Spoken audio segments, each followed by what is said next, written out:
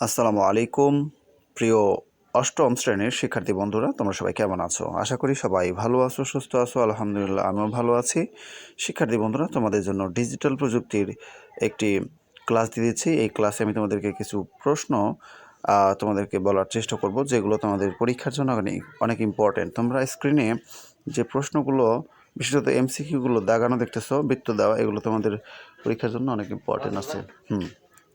তো যাই হোক, এখানে যেটা যেটা দাগানো আছে আমি তোমাদেরকে বলে দিচ্ছি, রিডিং করে শোনাচ্ছি। কোনো কম্পিউটার সিস্টেমে অবৈধ অনুপ্রবেশকে কি বলে? এটা হচ্ছে হ্যাকিং বলে। 1 নম্বরে তাহলে উত্তর কী হবে? হ্যাকিং। আচ্ছা, আমি উত্তরগুলো দেখায় দেই। কোনো কম্পিউটার সিস্টেমে অবৈধ অনুপ্রবেশকে কি বলে? হ্যাকিং বলে। 2 নম্বর প্রশ্ন, কোনো যোগাযোগ মাধ্যম ব্যবহার করে ফিশিং করা হয়? কোন যোগাযোগ মাধ্যম ব্যবহার করে ফিশিং করা হয়? উত্তর হচ্ছে ইমেইল। এরপর নাগরিক সেবা মূলত কি? উত্তর সরকারি বা রাষ্ট্রীয় সেবা। ই কমার্স কি? ইলেকট্রনিক পদ্ধতিতে পণ্য ক্রয় বিক্রয়। এরপরে ক্যানভা কি? একটি অনলাইন বেসড গ্রাফিক ডিজাইন টুল। কোন সংখ্যা পদ্ধতিতে কম্পিউটার হিসাব নিকাশ করা হয়? এরপরে হিসাব নিকাশ করে বাইনারি। আউটপুট হিসেবে কোনো কিছু প্রিন্ট করতে হলে কোনটি লিখতে হয়? প্রিন্ট, এইটা প্রথমটা। এরপরে হচ্ছে পাইথন প্রোগ্রামিংয়ে গাণিতিক অপারেশন সমূহ কোনটা? এখানে 1 2 3টাই হবে, অর্থাৎ এই যে এখানে স্ল্যাশ বা এই যে অ্যাস্টেরিক এবং পার্সেন্ট, এই 3টা চিহ্নই ব্যবহার করা হয়। এরপর এইখানে দেখো তোমরা, একটি কম্পিউটার থেকে অন্য একটি কম্পিউটারে দূর থেকে লগ ইন করাকে কি বলে? Remote log in. সাধারণত 100 মিটার বা তার কম এরিয়ার মধ্যে কোন ধরনের নেটওয়ার্ক গড়ে ওঠে? Local area network. যাই হোক, এরপরে আমি তোমাদেরকে আরও কিছু প্রশ্নের উত্তর দেওয়ার চেষ্টা করতেছি, যেগুলো তোমাদের পরীক্ষার জন্য ইম্পর্টেন্ট আছে। এরপরে আরও এখানে কিছু প্রশ্ন রয়েছে, তবে আমি এমসিকিউটা আগে তোমাদেরকে দেখাই দেই।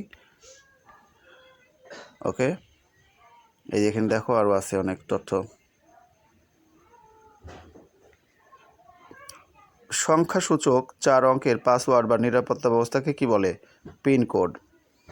এরপর শিহাবের ব্যবহৃত ওয়েব অ্যাড্রেসটি নিচের কোন সাইটকে নির্দেশ করে? এখানে এই যে একটা অ্যাড্রেস রয়েছে, তো দেখো এটা হলো কিশোর বাতায়ন। ই কমার্সের পুনরূপ হলো ইলেকট্রনিক কমার্স। মেধাস্বত্ব সংরক্ষণের মূল উদ্দেশ্য কী? সৃষ্টিকর্ম রক্ষা করা। এরপরে প্রোগ্রামিং ভাষার নির্দেশগুলোকে কিসে রূপান্তর করা হয়? এটা হলো মেশিন কোডে। ভ্যারিয়েবল নামকরণের সময় শব্দ বা অক্ষরের প্রথমে কি ব্যবহার করা হয়? এই যে এই চিহ্নটা ব্যবহার করা হয়। যাই হোক, এরপরে তোমরা দেখো এখানে আরও প্রশ্ন রয়েছে, তবে আচ্ছা পাইছি। এই যে এখানে 3 নম্বর, আনুষ্ঠানিক মৌখিক ভাষণ বলা হয় কোনটিকে?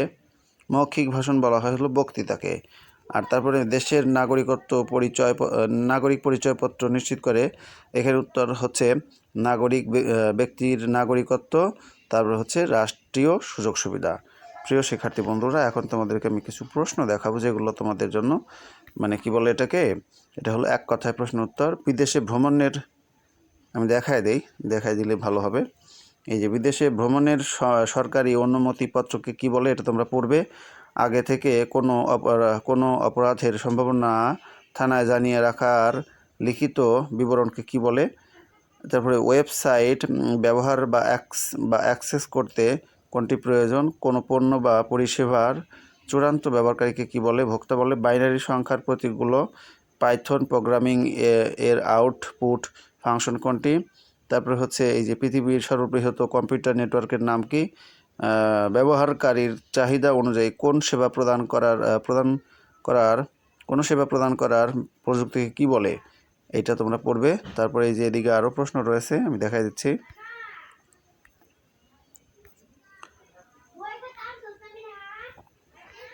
এই এখানে 1 বাইট সমান কত বিট? এটা তোমরা পড়বে 8 বাইট। প্রশ্ন দেখাই দিলাম। এরপরে হচ্ছে এখানে রচনামূলক প্রশ্ন রয়েছে।